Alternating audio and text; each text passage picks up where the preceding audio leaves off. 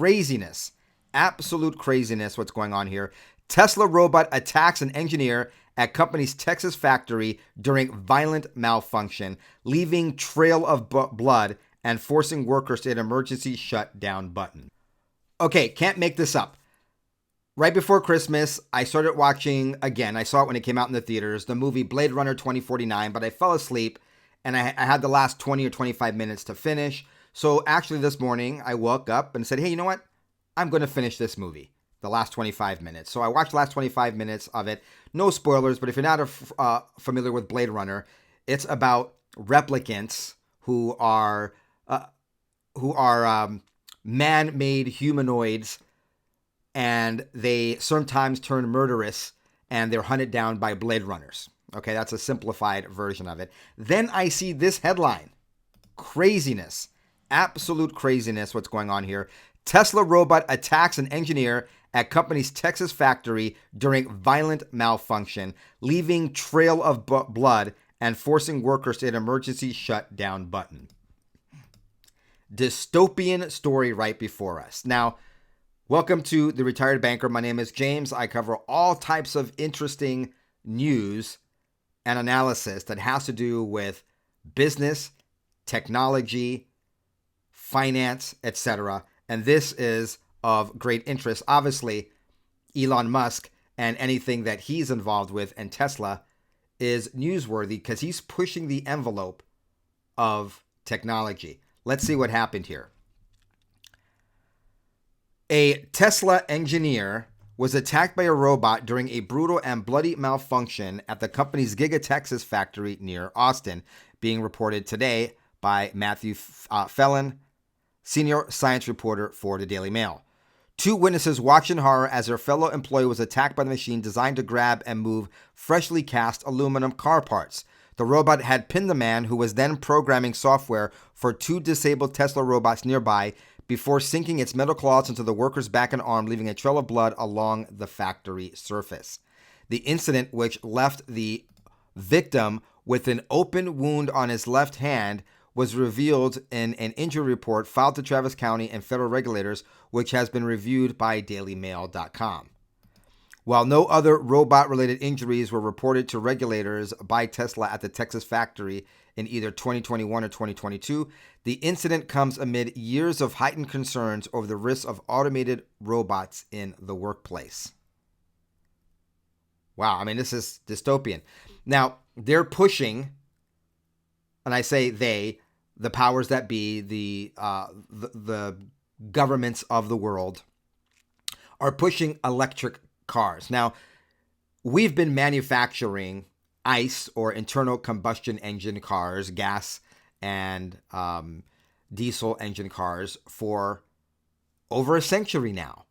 And the manufacturing of that process is proven and it's safer because we've had a learning curve. Now, building automobiles with electric engines has its own inherent new dangers, and then you add to that new technology like robots, and things are bound to happen.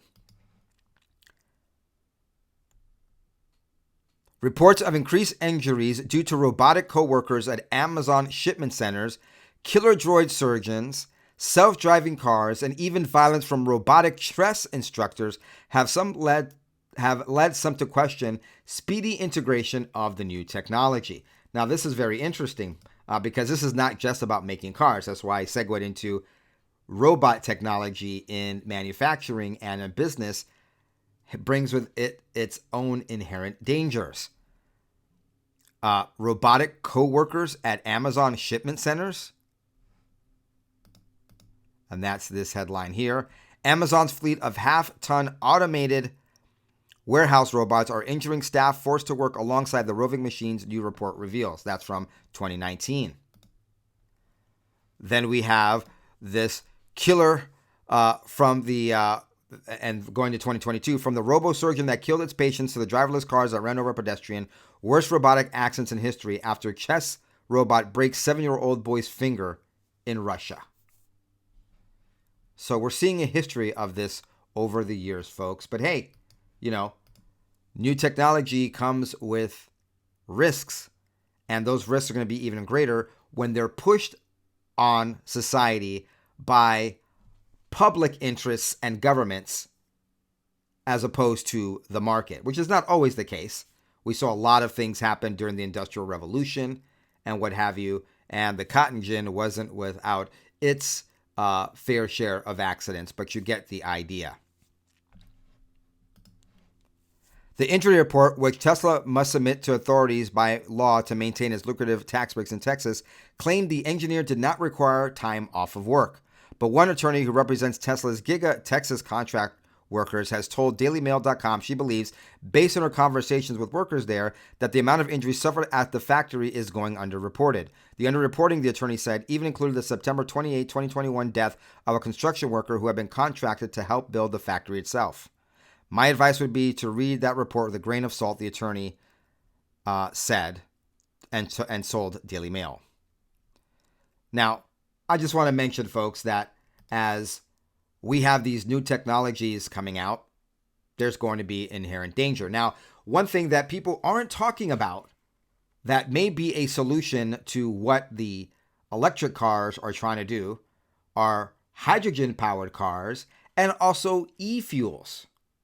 E-fuels are a viable alternative to traditional combustion engine fuels and will help manage CO2 emissions. So there's other emerging technologies that will help with global warming, global cooling, global climate change, whatever the noum du jour is right now for climate alarmism. The idea is that electric cars will be safe and better for the environment, but they don't want you to know that there are other possible solutions to this problem. What are e-fuels and how could they help? E-fuel is simply a synthetic version of traditional fossil-based fuels. They do not contain any fossil-based elements and are instead created by blending hydrogen and captured carbon dioxide in a process that uses renewable energy. They can be produced in liquid or gas form and, in theory, could be used in existing vehicle engines without any modification. Now, if you're not familiar with e-fuels, you can start to see why this would be a way more beneficial than electric cars, because that means that we can continue producing cars, continue using the cars that are already produced, and the infrastructure is already in place. There is another benefit to e-fuel in that it utilizes the same logistical map as current fossil fuels. It could be run through existing fuel pumps, carried in existing fuel tankers, and therefore requires no expensive or carbon-intensive changes to infrastructure or parts of the supply chain. In other words, for we, the consumer, it would be business as usual, but guess what? It would be better for the environment, which is what the environmentalists are supposedly fighting for. Or are they really?